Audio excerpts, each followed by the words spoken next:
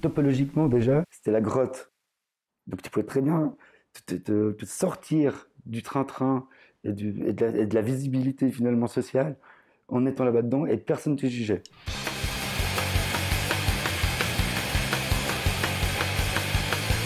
Qui a vu la musaraigne, cette teigne? Qui a vu la musaraigne derrière chez moi? Qui a vu la musaraigne, cette teigne? Qui a vu la musaraigne?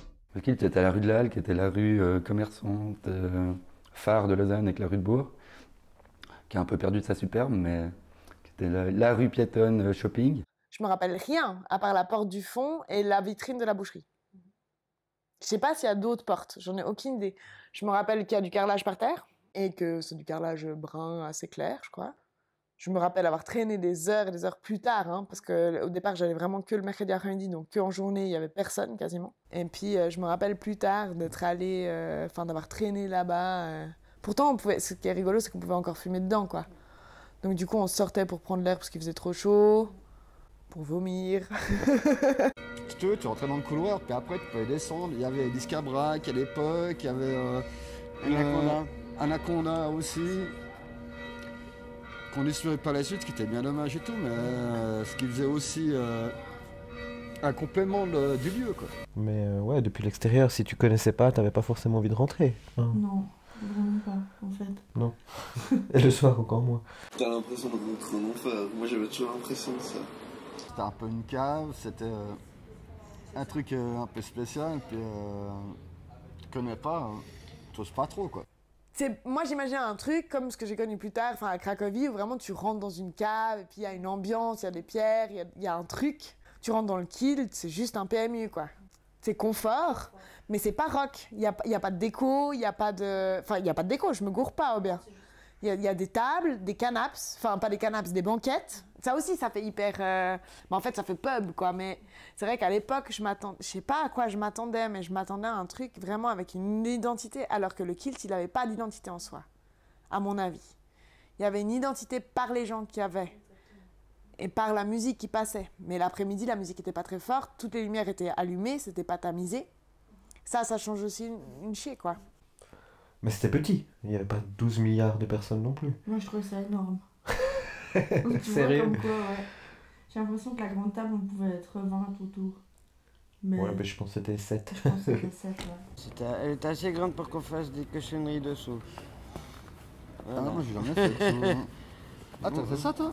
Non, on m'a fait des fois des petites gâteries dessous, ce que Ah, personne ouais. voit. Ah, moi je vais tous les jours. C'est un bon endroit bien caché. Bah ouais. En Je sais plus, pas le contraire. en plus, quand il y avait bien du monde. Là, tu es rentré dans le Kilt, au fond à gauche. Exactement. Au fond à droite, je veux dire, au fond à droite. Elle a toujours été là. Ouais. Tu montais avec 2-3 marches, et puis t'avais Un bon. cet endroit qui était un peu surélevé, qui avait cette grande table et tout, quoi. Qui faisait un peu style, entre guillemets, Carnotzel de l'endroit, quoi. Qui était vraiment la table des habitués, quoi. Voilà. Au début, on voulait tout le temps la voir, après elle était à nous, donc c'était vite réglé. Mais c'était la grande table.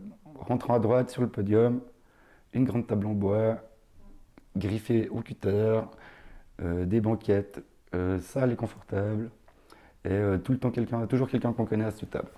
Elle est pas ronde, elle est carrée. Non, les rondes. Non, elle est carrée. Je sais plus.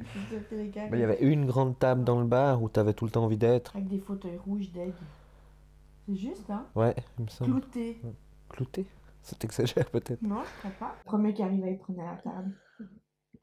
Après, t'avais les petites tables en bas. Je sais plus, il me semble que t'avais encore des tables rondes avec des petits tabourets. T'avais un autre endroit de l'autre côté, mais c'était vraiment moins bien. Non, ne le pas. Le soir, il n'y avait plus que la grande table qui existait.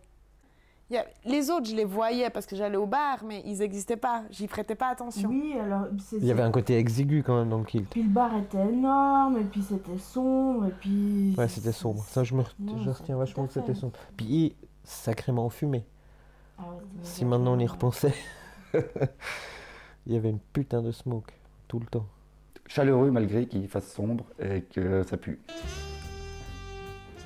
Je sais plus quel nom ça quand Il même. me semble que ça s'appelait, ça s'est toujours appelé le Churchill, Oh, mais ouais. avant, quand j'étais petit, Ah, mais ça c'était bien ça avant. s'appelait le London. Il y avait Ouais. Un taxi londonien qui était devant, si tu veux. Après, ben, il y a eu le Churchill, qui est devenu ce qu'il est devenu, je veux dire, avec les Irlandais qui venaient jouer aux fléchettes, avec... Ouais, Chris et compagnie. Bah, disons, nous, on passait pas mal la journée là-bas pour jouer aux fléchettes. on jouait aux cartes, on jouait... Bah ouais. Bon, moi, je jouais plutôt aux fléchettes. Hein. Ouais. Moi, j'habitais en face, hein, donc j'habitais Lui, il a tout connu, justement, c'était sa résidence secondaire. Quoi. C'était vraiment chez... Ouais. Je me réveillais, j'allais déjeuner en bas. Il ouvre à 8h du matin. À 8h du matin, pour un petit café. Normalement sur la terrasse c'est mieux, mais un petit café dedans, avec le croissant sous cloche, mais qui sent déjà la nicotine. Aucun jugement, donc on pouvait prendre un tequila à 8h du matin, elle était servie. Et toute une faune bigarrée comme ça la journée. Mais il y en a qui venaient juste boire un café, il y en a qui traînaient toute la journée noyer certains problèmes. Il y en a d'autres qui venaient travailler, si on peut appeler ça comme ça, pour des services variés. On pouvait croiser des gamins qui couraient, on pouvait croiser des grands-mères, des grands-pères, vraiment de tout. Bah, la journée c'était tactilo. Ouais, et puis le soir, t'avais tout. Mm. J'ai réfléchi, mais après t'as la route 66 qui avait fermé. Ouais. Du coup, on a ramassé un peu les gens de la route 66. T'avais les métalleux, t'avais les punks, t'avais les gars qui savaient pas où aller dans les bars, ils venaient là. Et c'était tout âge, ce lieu, c'était de tout horizon. Il y avait autant des gars bien habillés qui venaient lire leur time après le boulot. Il y avait autant de mecs qui avaient fait nuit blanche, qui venaient dormir un petit moment avant de boire un café. On pouvait être dans cette rue-là le samedi à midi dans le marché, et puis t'as tous les gens qui vont faire l'apéro à la Pente Besson, petit vin blanc, puis tu rentrais dans le kilt à midi et demi sur Sepultura avec les gars genre à la shop comme ça. Ça c'était plutôt le samedi ou le dimanche. L'été, il y avait un bout de terrasse, donc il y avait quand même un peu plus de monde, mais il y avait quand même toujours des habitués. Bon, il y avait des fois des touristes égarés, comme partout. Il y avait beaucoup de gens du quartier aussi, des gens qui habitaient le quartier, qui venaient boire leur café, avec qui on s'entendait bien, qui n'étaient pas du tout métalleux et tout. Il y avait toujours une petite équipe qui venait boire leur petit coup de rouge. Il y avait un peu tout le monde. Quoi. On a rarement eu la police qui est venue embarquer, tout ça. Moi, ça m'est jamais arrivé. Ils sont venus nous dire que la musique était trop forte, on a baissé. Malgré la faune, malgré l'apparence que ça aurait pu, que ça donnait d'avoir autant d'extrêmes entre guillemets réunis dans un même endroit, que ça a été toléré très longtemps, à la fois par les proprios, les flics, et même le boucher à côté. C'était intégré dans le paysage, quoi. Ça donnait un peu une mixité qui était originale et particulière aussi en Suisse, où tout est très lisse, très cloisonné, où il ne faut pas de turbulence dans les rues marchandes et autres. C'est le commerce avant tout. Là, il y avait une petite verrue, mais la verrue dorée, quoi.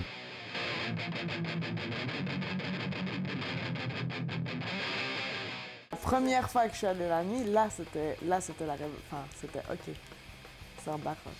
Mais parce que les gens sont là, parce que la musique elle est forte, parce que c'est plus du rock, parce que y a les gars qui ont un peu plus, enfin tu vois, c'est pas les vieux, c'est les gars avec qui je veux traîner, quoi. Ben, la grande table, l'équipe, quoi. La lumière est tamisée.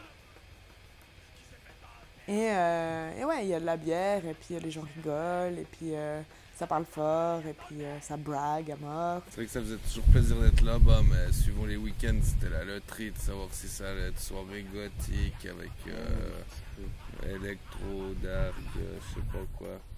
Mais après, il y en avait pour tous les goûts, au moins. Du côté rock'n'roll, ça allait. Des fois, ils faisaient un peu des rétrospectives, un peu des classiques, c'était sympa. On était très libre, on pouvait se sentir en famille. C'était moins engagé que les bars de squat et les squats. On pouvait rentrer habillé comme on voulait. Il y avait une tolérance très large sur le public et le consommateur. C'est très difficile de se faire interdire du kilt, même si on a qu'on réussi. Tout le monde se côtoyait sans problème et tout. Et puis tout le monde était respectueux du lieu et puis voilà, quoi. C'était ça, quoi. Personne n'avait à gagner, qu'il y a une merde à se foutre dessus, quoi. Ou alors s'il arrivait Et quelque puis c'est chose, ça qui t'étais exclu pendant une semaine, et puis une semaine sans kill, c'était une sacrée punition. Donc on faisait tout pour pas se faire virer d'une semaine. Non, mais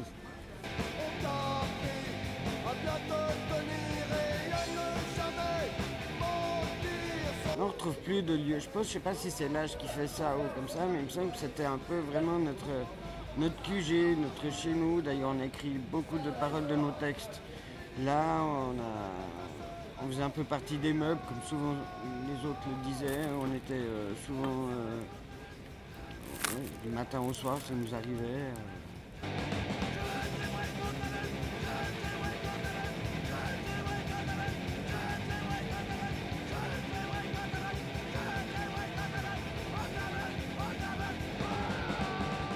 Avant et après chaque répète, on était au kilt ou au signe. C'était plus souvent le kilt parce que c'était plus tranquille. Et à la fin de la répète, c'était plutôt le kilt parce que voilà, on était excités et tout. Discuter avec Dominique le danseur, qui a dansé pour Béjart, qui s'exprime avec une gestuelle, avec des maniérés. Et puis, je me rappelle pas son parcours, mais il n'y a que des espèces de petites... des petits morceaux de parcours comme ça qui font que ça enrichit beaucoup, ça ouvre aussi beaucoup, parce que la tolérance finalement qui règne dans l'endroit, elle est contagieuse. Justement, il y a ce côté un petit peu à l'ancienne. Moi j'ai découvert de manière un peu nostalgique entre les garçons bouchers, Renault, ce côté troquet français, qui est à la fois hospice, centre social, bar à misère, cours des miracles. Et je le fantasmais un petit peu ado, puis le kilt, d'une manière ou d'une autre, me l'a amené. Et sans le côté glauque du PMU qui sent bon la théorie raciste de bar et la déco pourrie. Il y avait la petite Lorelai, cheveux rouges et crucifix accrochés partout, un véritable festival. Croix à l'endroit, d'autres à l'envers, aux oreilles, autour du cou, aux poignets. Mini-jupe verte et collant rouge à rayures noires. Elle avait 2 dents manquantes sur le devant. Il y a aussi la grande Poulbeau, cheveux frisés blonds, vraie bonne tête, grande gueule et jupe très longue. Look genre années 30. Il y avait le gros Herbert et son pote Roger, pas franchement des intellectuels, bombers verts et jeans retroussés. J'ai commencé à lire des pentes quand j'avais, je pense, 13-14. Et clairement, dès qu'elle décrivait un bar dans lequel elle traînait, et encore maintenant, quand je relis des pentes, pour moi, c'est le kilt, quoi. Autant qu'il y avait beaucoup de styles mélangés. C'était tous des styles qui se côtoyaient, qui étaient respectueux de l'un envers l'autre, quoi. Et ça, c'était important, quoi. C'est un melting pot de gens qui ont envie de se retrouver pour boire et rigoler. Je pense qu'il y a plein de gens qui se rappellent pas bien. Mais moi, je pense que j'y réfléchissais. Il y avait quand même... On s'était tellement donné pour organiser les 24 heures du kilt. Le marathon. Le marathon, ouais. Mais je crois que j'étais à 5 litres de bière à midi, quoi. C'est un espèce d'hommage finalement à l'endroit où si tu réalises que c'est hyper dur de passer ta journée et ta soirée dans un bar quand même. Et que là, tu peux plaindre certains pour quitter leur quotidien. Mais... Il y avait des règles, il y avait un périmètre, on n'avait pas le droit de sortir, pas le droit de boire d'eau, pas le droit d'aller à la sandwicherie en face, mais t'as pas le droit d'aller au bout de la rue de la Halle. Le premier truc à boire, c'était une girafe. Très belle invention, qui consiste à avoir une tour de... entre 5 et 10 litres, je crois. Ouais. Un jour, il y en a une qui a disparu. Je ne le dénoncerai pas, mais je pense qu'il l'a toujours. Et ça, c'est assez pratique. Pour la grande table, je comprends pas qu'ils n'en aient pas soudé une à la grande table, finalement. Je sais plus, on avait bu 15 girafes. On avait toujours la même, on avait mis les coches. Je crois qu'on avait dépassé les 15 girafes de 2 litres. Sans compter tout le reste. Ouais, il y avait plein de trucs violents. Ouais. C'était très vite, c'est très flou. Oui, très vite. Je crois que c'est une des fois où t'es content à minuit de te dire c'est fini, puis tu peux partir. Je me souviens pas du tout de la fin. Et un gagnant moi je crois que je me rappelle même. Je crois pas être ça. C'est le patron. Ma batterie 15 girafes. Je suis étudiant, alors j'ai pas beaucoup de sous. Même si j'ai pas toujours fait des marathons, c'est quand même 5 francs la chope. Et le jour où j'ai réalisé qu'il y avait Cash Converter en face, donc en face, hein, vraiment 5 mètres, 3 si tu es sur la terrasse, et qui rachetait les jeux Game Boy 5 francs. Alors souvent je partais avec 10-15 balles en poche et des jeux Game Boy. Je m'en mords les doigts maintenant quand tu vois le prix sur eBay, mais ça m'a servi à finir 2-3 apéros en vendant des jeux Game Boy. La première fois que je suis allée au Kilt, c'était avec Omar, et c'était un mercredi après-midi. Et quand je suis arrivée au Kilt avec Omar, c'était un peu là. Je suis grande, c'est bon, c'est le bar des grands. Il n'y avait pas de déception parce que du coup je m'attendais à rien, peut-être c'était bizarre parce que c'était la journée, donc du coup les lumières elles étaient toutes allumées. Et puis ouais, c'était de la fierté quoi. Et avec Omar on allait tout le temps d'abord chez Discabac et il achetait je sais pas, entre 2 et 4, 5 CD, c'était drôle. Et enfin, c'était drôle parce que moi, je me disais, putain, il a tellement de thunes, en fait. C'est ça, être adulte, ça, pouvoir acheter des CD. Moi, je pouvais même pas acheter un CD par mois avec mon argent de poche. Donc, du coup, c'était un peu là, ah, trop bien. En 99, j'ai commencé une école à Fribourg. J'avais mon meilleur ami qui s'était suicidé, ça allait pas du tout. Alors, au début, j'allais plus trop aux cours. Et puis après, j'y allais plus du tout. Alors, je faisais semblant d'aller aux cours, donc je gardais mes horaires. Et puis, au lieu de prendre le train à la gare, j'allais au Freeport. Boire un café, puis après à 8h je montais au Kilt quand il ouvrait, et je crois que je l'ai fait quand même quelques mois. Et puis là c'est vraiment la relation la plus intime que j'ai eue avec le Kilt, parce que c'était à la fois mon refuge, le refuge quand même un petit peu malsain, mais qui était finalement au fond de ce couloir, dans ces murs sans fenêtre, c'était la planque, le refuge, et puis aussi un peu l'échappatoire quoi. On pouvait raconter tes tranches de vie avec le mec de passage, avec le vieux avec Dominique, avec... à midi, il y en a qui venaient boire des coups, des potes qui venaient boire des coups. Et puis, ça a bien aidé à ce moment-là. Enfin, j'aurais pu me terrer chez moi, ou il y aurait plein d'autres méthodes. Mais finalement, tu côtoies les gens qui traînaient au Kilt. Ils étaient tous là pour la même raison, c'est que l'endroit leur plaisait d'une manière ou d'une autre. Et du coup, ça évite juste le bar à la mode, l'expresso vite fait. Il avait c'est un peu le foyer qui fait que on voyait aussi des dérives quoi. Parce que le public du Kilt était tellement bigarré qu'il y a des histoires mais atroces, et même des filles qui passaient là avec leurs gamins, histoire de prison, histoire de drogue, histoire de mort. Et finalement, on pourrait très bien suivre l'exemple, mais aussi c'est une espèce de réalité sociale qui, même inconsciemment sur le moment, elle te marque, elle t'imprègne, et puis qui te donne un peu des leçons de manière tacite, quoi. Oui, j'ai eu ma petite époque kleptomanie.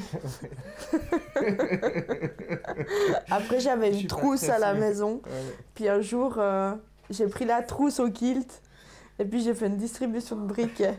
C'est vrai que je piquais les briquets, ouais. Mais la voleuse.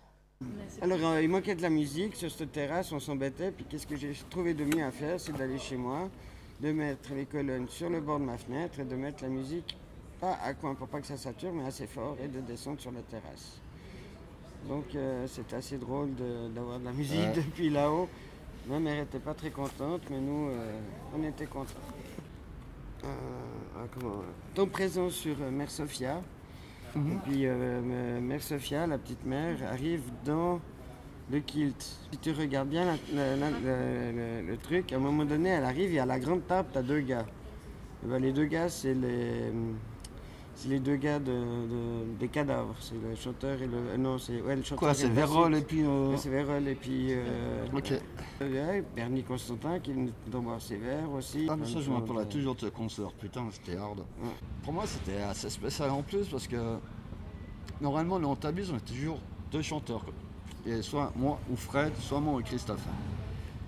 Et puis ce concert justement en première partie de Constantin, je me suis retrouvé tout seul à chanter. Donc je vais faire tout seul pour 2 chanteurs quoi. Mais c'était un bon souvenir en tout cas, je crois que j'ai pas trop merdé. Donc ça a été, et puis c'était vraiment une bonne soirée. Mais en tout cas, c'est vrai que c'est un grand vide que ça n'existe plus, quoi. Beaucoup d'insouciance. Ouais, c'était mais ça. très agréable. C'est des bons souvenirs. Même s'il y a eu des tas de conneries, c'était jamais très méchant. Tu y repenses, tu te dis, ouais, c'est pas des regrets, enfin, c'était méga bien. C'est vrai, quand on se donnait rendez-vous, c'était pas on se donne rendez-vous, on savait, c'était le kilt, quoi. C'était évident. C'était ouvert jusqu'à 2h du matin le week-end, même si on foutait un peu de tapage nocturne, les flics venaient, on voyait les flics passer, on ramassait les bouteilles de bière, on s'excusait, et puis voilà, ça marchait un peu comme ça. Mais de toute façon, il y avait toujours du monde. Moi je disais, c'était le seul endroit dans tout Lausanne où tu pouvais aller à n'importe quelle heure. Et puis tu connaissais quelqu'un. De l'ouverture à la fermeture. Chaque fois que je suis allé, il n'y a jamais un moment où je me suis dit, ah tiens, je connais personne. Ce qui est drôle, c'est que, je sais pas, moi, mes parents, ils étaient sûrs que je me droguais parce que j'allais au kilt. Enfin, que je me droguais, tu vois ce que je veux dire? Ils avaient peur de la drogue, alors que je pense que t'en avais plus ailleurs que forcément dans notre groupe où on se contentait vraiment de boire des bières, quoi. On a assez bien fini. Ouais, ça va. L'alcool était là, oui, on va pas se mentir, c'est pas un bar raté. Il y avait ce côté un peu de fraternité, malgré tout très positif, malgré que les gens aient des t-shirts Fuck Me Jesus, Anarchy, et puis qui traficotent, quoi.